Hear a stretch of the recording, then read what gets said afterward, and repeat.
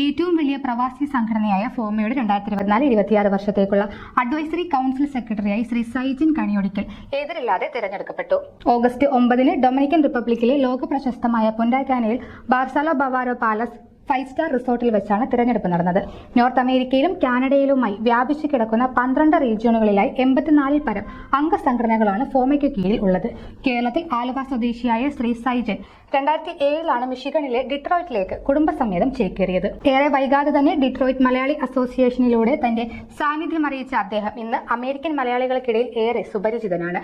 കലാ സാംസ്കാരിക സാഹിത്യ രംഗത്ത് തനതായ വ്യക്തിമുദ്ര പതിപ്പിച്ച സൈജൻ വിദേശ മലയാളികൾക്കിടയിൽ ഏറെ പ്രചാരമുള്ള ഫോമയുടെ സാഹിത്യ മാസികയായ അക്ഷര കേരളത്തിന്റെ മാനേജിംഗ് എഡിറ്ററായി നിലവിൽ സേവനം ചെയ്യുന്നു.